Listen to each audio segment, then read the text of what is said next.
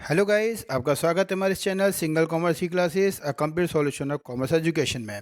तो गाइस, जैसा कि आपके सामने टॉपिक है हमारा आज का ओवर सब्सक्रिप्शन ऑफ शेयर्स। तो जैसा आपको पता है कि हमारा जो ये सेशन चल रहा था terms of issued of share का, और उसमें हमने आपको लास्ट काफ़ी वीडियो से रिलेटेड डाली हुई हैं जो कि हमारी प्लेलिस्ट में आपको सारी सीक्वेंस में मिल जाएंगी।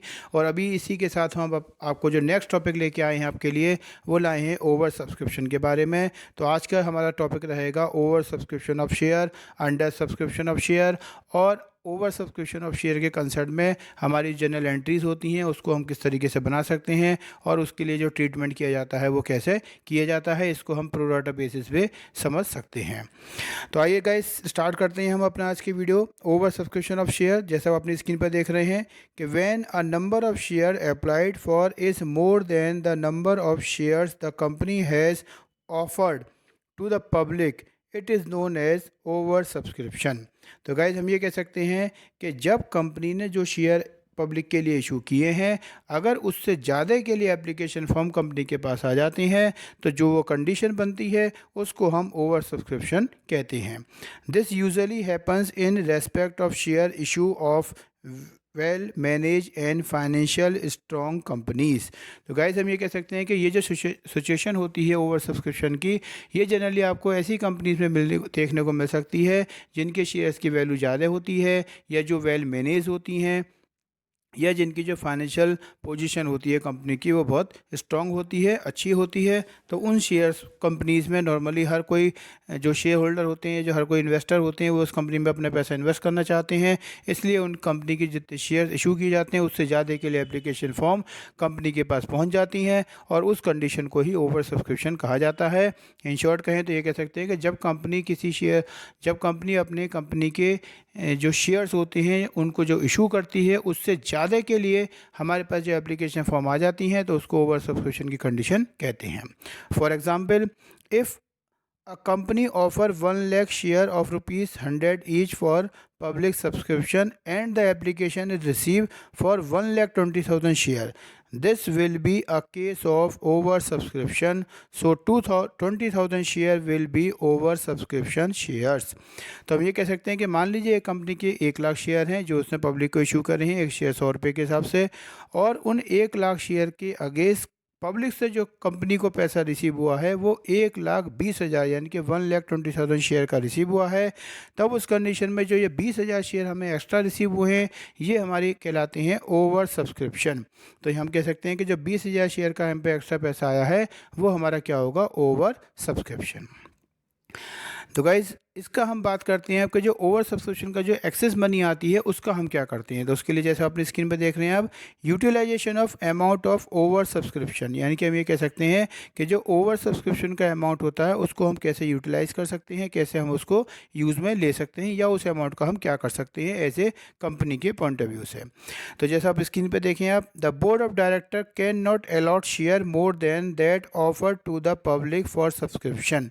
तो गाइज, यहाँ आपको एक बात ध्यान रखनी होगी कि जो कंपनी के बोर्ड ऑफ डायरेक्टर होते हैं उनको ये राइट नहीं होता है कि जितने उन्होंने कंपनी के शेयर इशू किए हैं उससे ज़्यादा के लिए वो शेयर इशू कर सकें। इन शॉर्ट हम कहें तो मान लीजिए अगर कंपनी की जो पॉलिसी है उसके अकॉर्डिंग वो 1 लाख शेयर को ही इशू कर सकती है, तो अगर एप्लीकेशन फॉर्म उसके पास 1,20,000 20,000 शेयर के आए हैं तब भी वो 1 लाख शेयर को इशू कर सकती है। हाँ, उस एक्सेस अमाउंट का वो यूज़ कर सकती है अपने आगे की कॉल का पैसे को एडजस्ट करने के लिए, या उसको आगे कॉल में अमाउंट को एडजस्ट करने के लिए। तो उसके लिए जैसे आप देख रहे हैं यहाँ पर कि in other word the subscribed capital may be equal to the issue capital but it cannot be more than the issued capital. तो हम ये कह सकते हैं कि जो कंपनी की जो सब्सक्राइब्ड कैपिटल है वो इशूड कैपिटल के बराबर हो सकती है, लेकिन कभी भी किसी कंपनी की सब्सक्राइब्ड कैपिटल इशूड कैपिटल से ज़्यादा नहीं हो सकती है। इशूड कैपिटल का मतलब, हमने मान लीजिए 1 लाख शेयर इशूड करे हैं तो हमारी सब्सक्राइब्ड कैपिटल 1 लाख शेयर के बराबर तो हो सकती है, 1,20,000 के बराबर नहीं हो सकती है, कम हो सकती है। 80,000 शेयर भी हो सकती है, 90,000 भी हो सकती है, 1 लाख भी हो सकती है, लेकिन 1 लाख शेयर से ज़्यादा की कैपिटल नहीं हो सकती है। In such a condition, three alternatives are available to the director for deal with the situation। तो हम ये कह सकते हैं कि इस कंडीशन में अब जो डायरेक्टर होते हैं कंपनी के, उनके पास तीन अल्टरनेटिव हो सकते हैं ओवर सब्सक्रिप्शन के अमाउंट को लेकर। यानी कि जो कंपनी के पास ओवर सब्सक्रिप्शन का अमाउंट जो कलेक्ट होता है, इकट्ठा होता है, रिसीव होता है, उस अमाउंट का कंपनी के डायरेक्टर क्या करें, उनके सामने इसके लिए तीन अल्टरनेटिव हो सकते हैं जो कि आपकी स्क्रीन पर हैं। सबसे पहले हम बात करते हैं फर्स्ट अल्टरनेटिव की। तो इसमें हम कह सकते हैं कि full allotment and totally rejection of excess application. तो हम ये कह सकते हैं यहाँ पर कि जो भी एक्सेस अमाउंट आया है वो कंपनी पूरा का पूरा क्या कर दे, रिजेक्ट कर दे, यानी कि पूरा का पूरा रिफंड कर दे। जो कंपनी के पास एक्सेस अमाउंट आया है ओवर सब्सक्रिप्शन के रूप में, पहला अल्टरनेट तो है कि वो सारा का सारा एसेट्स कंपनी वापस कर दे जिनको कंपनी शेयर अलॉट नहीं कर रही है उनको। दूसरा सेकंड अल्टरनेटिव होता है हमारा proportionate allotment to all the applicants, जिसको हम प्रो राटा अलॉटमेंट भी बोलते हैं। इसमें हम ये कह सकते हैं कि जो ओवर सब्सक्रिप्शन के रूप में एक्सेस मनी कंपनी के पास आती है उसको वो प्रोपोर्शनेट रूप से आगे की कॉल में एडजस्ट कर दे। यानी कि जो एप्लीकेशन का अमाउंट आया है हमारे पास, उस अमाउंट को वो जिन शेयर होल्डर को शेयर अलॉट कर रही है उन्हीं की जो आगे की कॉल होंगी, allotment, first call, final call, उनमें उस अमाउंट को वो एडजस्ट कर दे प्रो राटा अलॉटमेंट के अकॉर्डिंग। थर्ड अल्टरनेटिव आता है combination of the above two alternative. और तीसरा ये है कि भाई कुछ अमाउंट तो वो रिटर्न कर दे और कुछ अमाउंट को वो आगे कॉल में एडजस्ट कर दे, तो उसको हम थर्ड अल्टरनेटिव के रूप में देख सकते हैं। तो गाइज इस तरीके से जो कंपनी के पास ओवर सब्सक्रिप्शन के रूप में अमाउंट आता है उसको वो ये तीन तरीके से हैंडल कर सकती है। पहला, वो सारा का सारा पैसा लौटा दे। दूसरा, कुछ सारा का सारा पैसा आगे कॉल में एडजस्ट कर दे। और तीसरा, कुछ पैसा तो वो लौटा दे और कुछ पैसा वो आगे कॉल में एडजस्ट कर दे। तो आइए गाइज इनके बारे में समझते हैं डिटेल में। तो सबसे पहले हम बात करते हैं अपने फर्स्ट अल्टरनेटिव की, जिसमें हमने बात करी थी कि full allotment and totally rejection of axis application. यानी कि हम ये कह सकते हैं कि इसमें जिन शेयर होल्डर के द्वारा एक्सेस अमाउंट आया है या जो जिन शेयर्स को कंपनी शेयर इशू जिन शेयर होल्डर को कंपनी शेयर अलॉट नहीं करती है या उनका जो एक्सेस मनी के रूप में पैसा कंपनी के पास आता है वो उस पैसे को पूरा का पूरा लौटा देती है।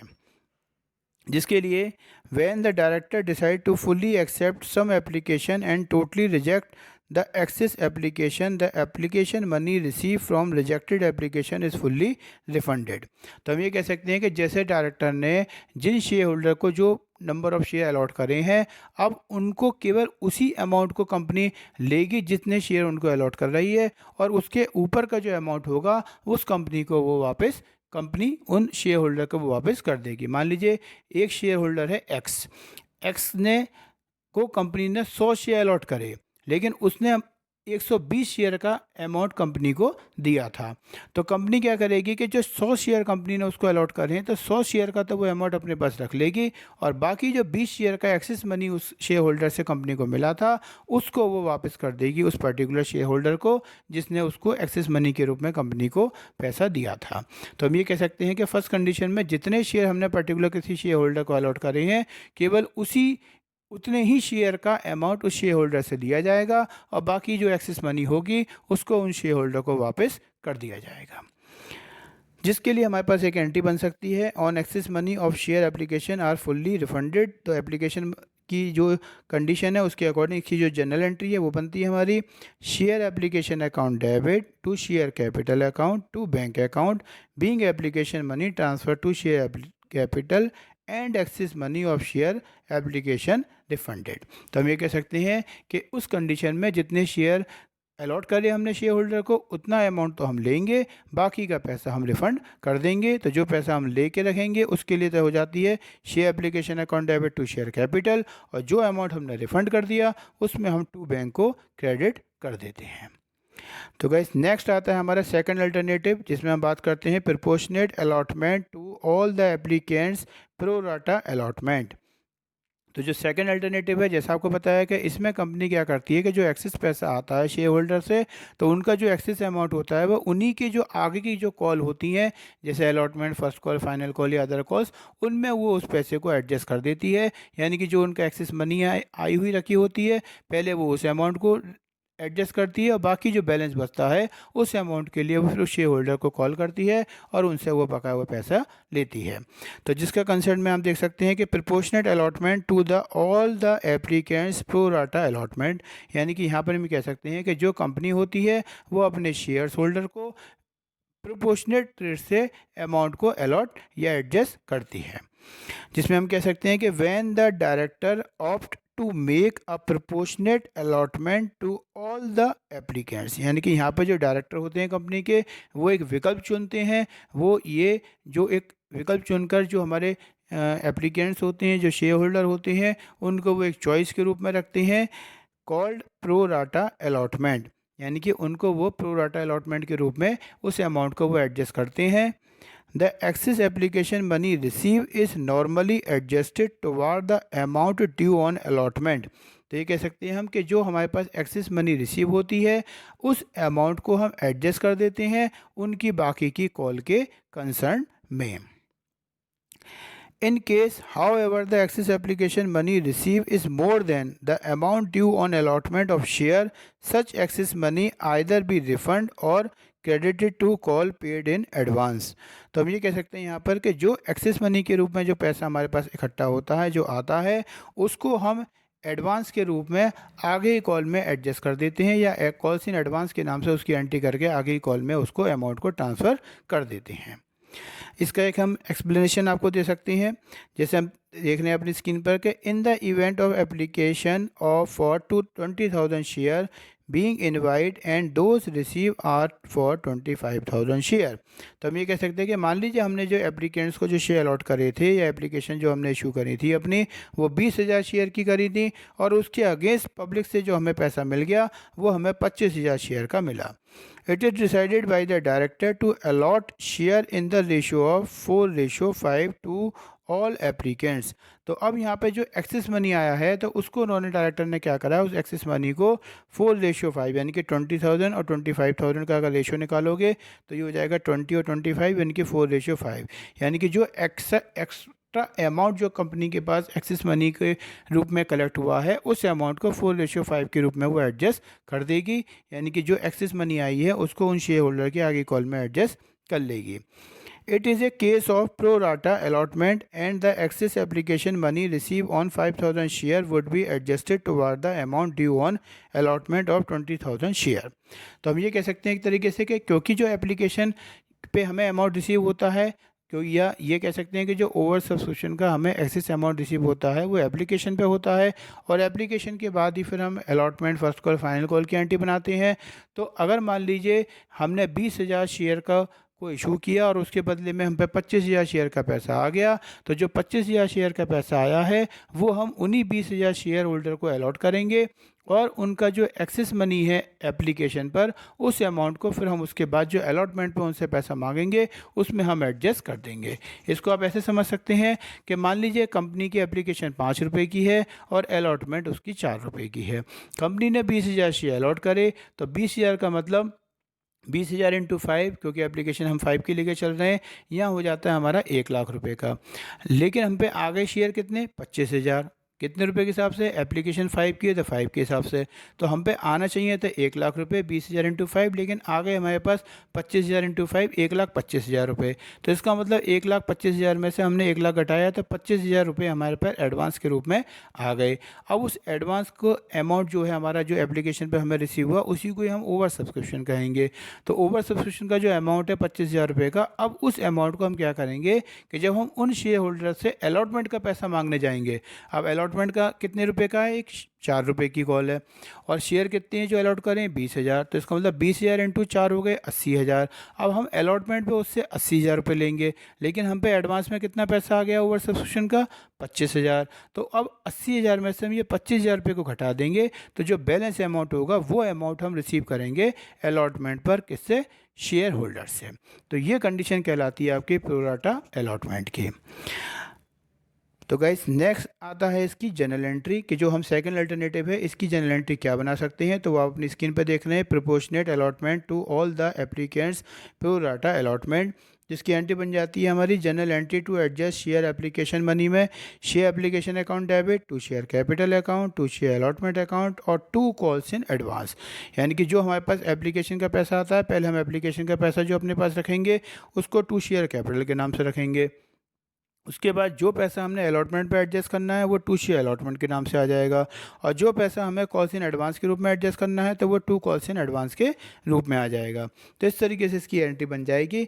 इसकी नरेशन हम देखें तो being application money transfer to share capital and excess money of share application adjusted on allotment account and अहिट कॉल्स इन एडवांस अकाउंट। तो हम ये कह सकते हैं कि जो एप्लीकेशन का पैसा है वो तो कंपनी शेयर कैपिटल में ट्रांसफ़र कर देगी, और उसके अलावा जो ओवर सब्सक्रिप्शन का पैसा एक्सेस मनी के रूप में कंपनी को एप्लीकेशन पर मिला है उस अमाउंट को वो अलॉटमेंट या आगे की कॉल में एडजस्ट कर सकती है, जिसकी एंट्री आपको हमने ये बनाई है।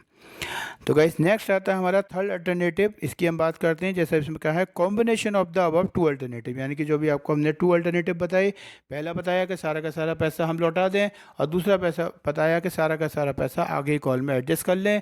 तो अब ये आता है यहाँ पर थर्ड अल्टरनेटिव कॉम्बिनेशन में ऑफ अबव टू अल्टरनेटिव में। तो हम ये कह सकते हैं कि इसमें हम अब कुछ पैसा तो हम लौटा देंगे और कुछ पैसा हम आगे कॉल में एडजस्ट कर देंगे, उसी को हम थर्ड अल्टरनेटिव या combination of the above two alternative कह सकते हैं।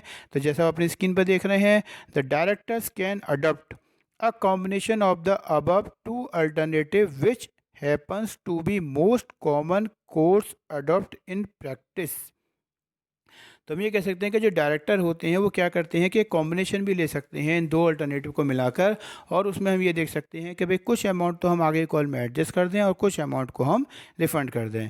इन such a case the application for some share are rejected outrightly. इसमें कह सकते हैं कि इस कंडीशन में जो शेयर होल्डर का जो एक्सेस मनी का पैसा आया होता है या जो ऐसे शेयर से पैसा आया होता है जिनको कंपनी शेयर अलॉट नहीं करना चाहती है, तो उनका पैसा तो वो शेयर क्या होल्डर को वापस कर देगी, उनको राइट शेयर इशू करने का ख़त्म कर देगी।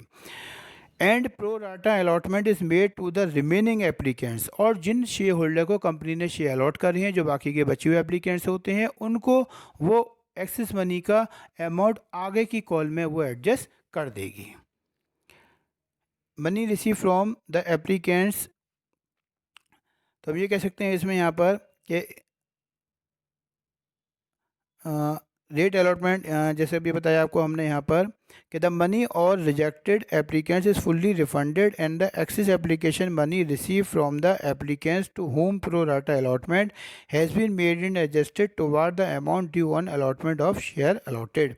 तो हम ये कह सकते हैं एक तरीके से कि कंपनी जिन शेयर होल्डर को शेयर अलॉट करती है उनकी जो एक्सेस मनी है वो उनकी जो आगे कॉल होंगी, जैसे एप्लीकेशन पे जो एक्सेस मनी हमें रिसीव हुई तो वो कॉल वो आगे की जो अलॉटमेंट फर्स्ट कॉल या अहिट कॉल होंगी उनमें वो एडजस्ट कर देगी। फॉर एग्जांपल हम यहाँ देख सकते हैं कि in the event of applicant of 10,000 share being invited, हमने 10,000 शेयर कंपनी ने इशू करे पब्लिक को, those receive are for 15,000 share, जबकि कंपनी से हमें पैसा मिला, कंपनी को जो शेयर होल्डर से पैसा मिला वो 15,000 शेयर का मिला, यानी कि 5,000 शेयर का पैसा एक्सेस रूप में मिला। The director decided to reject the application for 2,500 share outright. अब डायरेक्टर ने इसमें से 2,500 शेयर का पैसा तो रिफ़ंड करने का डिसीजन लिया, यानी कि जो एक्सेस मनी 5,000 शेयर की आई उसमें से 2,500 शेयर का पैसा तो डायरेक्टर ने क्या किया, रिफ़ंड करने की बात करी। And to make a pro rata allotment of 10,000 share to be applicant for remaining 12,500 share so that 4 share are allotted for every 5 share applied. तो हम ये कह सकते हैं कि जैसे कंपनी ने 10,000 शेयर अलॉट करे, कंपनी के पास 15,000 शेयर के एप्लीकेशन आए, उसमें से 2,500 शेयर कंपनी ने लौटा दिए, बाकी जो 2,500 बचे यानी कि 15,000 में से 2,500 गए तो 12,500 शेयर बचे। अब इन 12,500 शेयर को कंपनी ने 10,000 शेयर के रूप में अलॉट कर दिया, यानी कि जिन्होंने 5 शेयर कंपनी से मांगे थे उनको कंपनी ने 4 शेयर दिए, और जो 1 शेयर उनका एक्स्ट्रा आ गया उस अमाउंट को उन्होंने आगे कॉल में एडजस्ट कर दिया। In this case, the money of application for 12,500 share, 10,000 share, 2,500 share would be adjusted against the allotment amount due on 10,000 share allotted and credited to the share allotment account. तो हम ये कह सकते हैं कि अब ये जो 2,500 शेयर का एक्सेस मनी के रूप में कंपनी के पास अमाउंट आया है, इस अमाउंट को वो जब उन जिन शेयर होल्डर को कंपनी ने 10,000 शेयर अलॉट करे हैं, उन 10,000 शेयर का जब कंपनी अलॉटमेंट पे पैसा मांगने जाएगी या अलॉटमेंट का कंपनी उनसे जब पैसा मांगेगी, तो उन 10,000 शेयर में से पैसा मांगते समय जो एडवांस में 2500 शेयर का पैसा आया हुआ है उसको वो डिडक्ट कर देगी, और जो बचा हुआ अमाउंट है वो अलॉटमेंट पर वो रिसीव शेयर होल्डर से कर लेगी। तो गाइज आइए समझते हैं इसकी जनरल एंट्री के बारे में कि जो थर्ड अल्टरनेटिव है इसकी अगर हम जनरल एंट्री की बात करें तो इसकी एंट्री बन जाती है share application account debit, to share capital account, to share allotment account, to calls in advance account और टू बैंक अकाउंट। यानी कि सबसे पहले जो शेयर एप्लीकेशन पे अमाउंट आया है वो हम डेबिट कर देंगे टोटल, उसमें से जितना हमने एप्लीकेशन पे अलॉट किया है शेयर को, उन शेयर होल्डर का एप्लीकेशन के अमाउंट के लिए टू शेयर कैपिटल के अमाउंट से एंट्री कर देंगे। उसके बाद जितना पैसा हमने अलॉटमेंट पे एडजस्ट करा है उसको टू शेयर अलॉटमेंट के नाम से लिख देंगे। जो पैसा हमने फर्स्ट फाइनल कॉल पे के लिए एडवांस में रख लिया अपने पास उसे कॉल्स इन एडवांस के नाम से लिखेंगे। और जो पैसा हमने बिल्कुल अलॉट नहीं करा शेयर होल्डर को, यानी कि जिन शेयर होल्डर को पूरा का पूरा पैसा लौटा दिया गया, उसको टू बैंक के नाम से एंट्री कर देंगे। तो इसकी एंट्री बन जाती है being application money transfer to share capital account and partly excess money of share application adjusted on allotment account and costs in advance account and remaining excess money refunded। तो हम ये कह सकते हैं कि जो एप्लीकेशन पे हमें टोटल अमाउंट रिसीव हुआ, सबसे पहले उसमें से हमने जितने शेयर अलॉट करे शेयर होल्डर को उसका एप्लीकेशन का अमाउंट रखा। उसके बाद जो एक्सेस मनी आई उसमें से कुछ अमाउंट हमने अलॉटमेंट पे एडजस्ट करा, कुछ हमने फर्स्ट फाइनल कॉल पे एडजस्ट करा, और बाकी जो कुछ बचा अमाउंट है एक्सेस जिनको हमने शेयर अलॉट नहीं करे थे उनको हमने टू बैंक के नाम से उन शेयर को रिफंड कर दिया। तो गाइस ये जो भी बात करी थी वो हमने ओवर सब्सक्रिप्शन के बारे में बात करी थी। अब हम आपसे बात करते हैं अंडर सब्सक्रिप्शन ऑफ शेयर के बारे में। तो गाइस ये भी एक हमारा टॉपिक होता है अंडर सब्सक्रिप्शन ऑफ शेयर। ये टॉपिक होता है कि जब कंपनी ने जो शेयर इशूड करे हैं उससे कम के लिए एप्लीकेशन फॉर्म हमारे पास रिसीव होते हैं, या हम ये भी कह सकते हैं कि ये ओवर सब्सक्रिप्शन का जस्ट अपोजिट होता है। ओवर सब्सक्रिप्शन में जितने शेयर हमने इशूड करे उससे ज़्यादा के एप्लीकेशन फॉर्म आते हैं, जबकि अंडर सब्सक्रिप्शन में जितने शेयर कंपनी ने इशूड करे उससे कम के लिए एप्लीकेशन फॉर्म कंपनी के पास आते हैं, तो उसे हम अंडर सब्सक्रिप्शन की कंडीशन बोलते हैं। तो हम जैसे इसका मीनिंग समझें कि in case the applicant receive are less than the number of share offered to the public, the issue is term as under subscription of share. It is a situation where number of share applied for is less than the number of which application have been invited for subscription। तो हम ये कह सकते हैं कि under subscription condition में company के पास जितने एप्लीकेशन फॉर्म आते हैं उन्हीं एप्लीकेशन या जितने नंबर्स के लिए शेयर के लिए एप्लीकेशन कंपनी के पास आती हैं उन्हीं नंबर्स को कंपनी को सब्सक्राइब या सब्सक्रिप्शन करना होगा। वो फिर उनको अपनी तरफ से बढ़ा नहीं सकती है। जैसे मान लीजिए कंपनी ने 1 लाख शेयर के लिए पब्लिक में इशू करे, पब्लिक से 80,000 शेयर का ही एप्लीकेशन का पैसा आया, तो फिर कंपनी को अब 80,000 शेयर को ही आगे सब्सक्राइब कैपिटल के रूप में रखना होगा। वो 80,000 शेयर को अपने आप 1 लाख नहीं कर सकती है, क्योंकि एक्सेस मनी आने पर तो कंपनी को ये राइट होता है कि वो उसको लौटा दे, लेकिन अगर कम अमाउंट आता है तो कंपनी के पास ऐसा कोई राइट नहीं है कि वो शेयर होल्डर से ज़बरदस्ती शेयर को इशू करके उनसे अमाउंट ले सके। तो इसकी एक हम एक्सप्लेनेशन देख लेते हैं। If a company offer 50,000 share for subscription to the public but the application were receive for 45,000 share only. तो हम ये कह सकते हैं कि जब कंपनी ने पब्लिक को 50,000 शेयर के लिए अप्लाइड करा, यानी कि 50,000 शेयर कंपनी ने पब्लिक में इशू करे, लेकिन पब्लिक के द्वारा उस 50,000 के बदले में केवल 45,000 शेयर का ही पैसा रिसीव हुआ, तो वो कंडीशन अंडर सब्सक्रिप्शन की कंडीशन कहलाएगी। In such a situation the allotment will be confined to 45,000 share are and entries shall be made accordingly। तो हम ये कह सकते हैं यहाँ पर कि जब कंपनी के पास अंडर सब्सक्रिप्शन की कंडीशन होगी तो जितने शेयर कंपनी के पास रिसीव हुए होते हैं उन्हीं नंबर ऑफ़ शेयर से अब आगे की कंपनी अपनी पूरी प्रोसेस को पूरा करेगी, उन्हीं का अमाउंट रिसीव करेगी और उन्हीं के कंसर्न में जनरल एंट्री बनाएगी। गाइज इसी का एक टॉपिक आता है मिनिमम सब्सक्रिप्शन। तो हम इसमें बात करते हैं कि according to SEBI guidelines if a company does not receive minimum subscription such that it does not receive subscription for at least 90% of the entire share issued, it cannot allot the share. As a result it will have to refund the application money to the subscribers। तो हम ये कह सकते हैं guys कि यहाँ पर company के पॉइंट ऑफ व्यू से जो मिनिमम सब्सक्रिप्शन का अमाउंट है वो कंपनी को मेंटेन रखना ज़रूरी होता है। अगर मिनिमम सब्सक्रिप्शन का अमाउंट कंपनी के पास कलेक्ट नहीं हो पाता है तो फिर कंपनी उन शेयर को इशू नहीं कर सकती है और जो पैसा कंपनी के पास आया होता है वो कंपनी उन्हें वापस कर देती है। तो मिनिमम सब्सक्रिप्शन का मतलब होता है कि वो अमाउंट जो कम से कम कंपनी के पास एप्लीकेशन पर आना ज़रूरी होता है उसे मिनिमम सब्सक्रिप्शन कहते हैं। अगर इतना अमाउंट कंपनी के पास नहीं आया तो फिर कंपनी वो शेयर को अलॉट नहीं कर सकती है, इशू नहीं कर सकती है और जो पैसा कंपनी के पास शेयर होल्डर से आया है वो उसे कंपनी को वापस करना होगा। जैसे हम यहाँ देख सकते हैं कि अकॉर्डिंग टू सेबी गाइडलाइन, यानी कि सेबी की गाइडलाइंस के अकॉर्डिंग हम बात करें तो जो मिनिमम सब्सक्रिप्शन का अमाउंट है वो आपका 90% of the entire share issued है।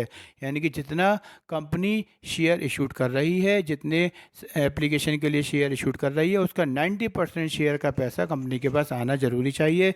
जैसे मान लीजिए कंपनी ने 50,000 शेयर इशूड करे तो फिर कंपनी के पास कम से कम 45,000 शेयर, यानी कि 50,000 का 90% 45,000 शेयर का अमाउंट कंपनी के पास आना ज़रूरी होगा। अगर इससे कम अमाउंट आता है तो फिर उन अमाउंट कंपनी को शेयर को वापस करना होगा, यानी कि उस कंडीशन में कंपनी शेयर इशूड नहीं कर सकती है। मान लीजिए कंपनी के पास 60,000 शेयर कंपनी ने इशू करे और कंपनी के पास जो एप्लीकेशन आई वो आई कंपनी के पास 50,000 शेयर की, तो उस कंडीशन में फिर कंपनी उनको शेयर अलॉट नहीं कर सकती है, क्योंकि 60,000 का 90% जो होगा आपका वो होगा आपका कितना 54,000 शेयर। यानी कि कम से कम अगर कंपनी 60,000 शेयर पब्लिक में इशू करती है तो कम से कम कंपनी को 54,000 का शेयर का एप्लीकेशन का पैसा शेयर होल्डर से लेना ज़रूरी होगा। अगर शेयर होल्डर 54,000 से कम के लिए एप्लीकेशन फॉर्म कंपनी के पास भेजते हैं तो फिर कंपनी को वो शेयर इशू नहीं कर सकती है, उनका पैसा कंपनी को लौटा के इसको बंद करना होगा। इसकी अगर हम अकाउंटिंग ट्रीटमेंट की बात करें तो in case of under subscription accounting entries are pass on the basis of share application because allotment is made is full to be the all the applicants. तो अगर अंडर सब्सक्रिप्शन की बात करें तो फिर जितने शेयर कंपनी के पास आते हैं उन्हीं नंबर ऑफ़ शेयर से कंपनी को अपनी सारी एंट्री और उसकी ट्रीटमेंट को करना होगा, उनके से ज़्यादा वो अपने आप से नहीं बढ़ा सकती है। तो गाइस ये आज का जो टॉपिक हमने आपको बताया, इसमें हमने आपको बताया ओवर सब्सक्रिप्शन और अंडर सब्सक्रिप्शन के बारे में।